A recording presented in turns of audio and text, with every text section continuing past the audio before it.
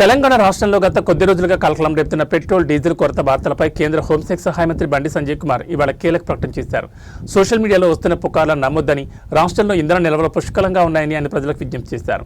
పశ్చిమాసియాలో జరుగుతున్న యుద్ధం కారణంగా భారతదేశంలో ముఖ్యంగా తెలంగాణలో చమురు కొరత ఏర్పడిందనే ప్రచారంలో ఏమాత్రం నిజం లేదని బండి సంజయ్ తేల్చి చెప్పారు. ఇండియన్ ఆయిల్, హెచ్పీసీఎల్, బీపీసీఎల్ వంటి ప్రభుత్వ రంగ సంస్థల వద్ద దేశ అవసరాలకు సరిపడా స్టాక్ అందుబాటులో ఉందని ఆయన ధృవీకరించారు. కేంద్ర ప్రభుత్వం నిరంతరం ఆయిల్ నిల్వలను పర్యవేక్షిస్తోందని, సరఫరాలో ఎలాంటి అంతరాయం లేదని ఆయన పేర్కొన్నారు. తెలంగాణ పెట్రోలియం డీలర్స్ అసోసియేషన్ కూడా ఇదే విషయాన్ని స్పష్టం చేసినట్టు ఆయన గుర్తు చేశారు.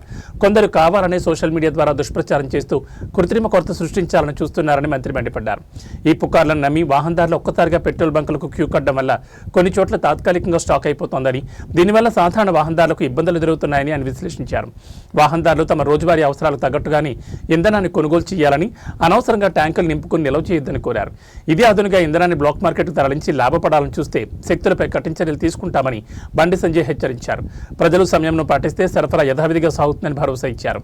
అలాగే ప్రధాని నరేంద్ర మోడీ నాయకత్వంలోని కేంద్ర ప్రభుత్వం అంతర్జాతీయంగా నెలకొన్న చమురు సంక్షోభాన్ని ఎదుర్కోవడానికి అన్ని చర్యలు తీసుకుంటోందని బండి సంజయ్ తెలిపారు.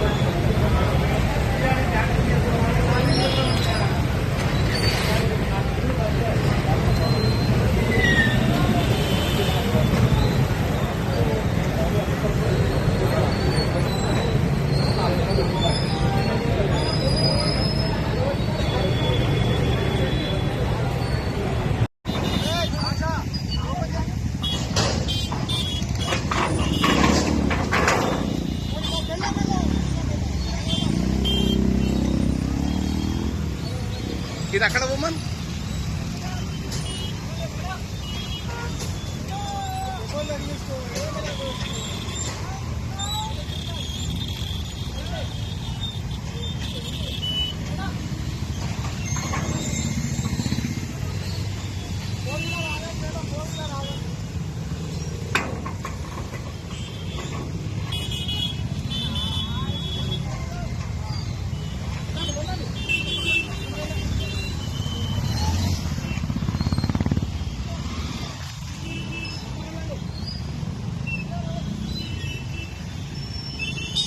ఈ కాలంలో నిలకల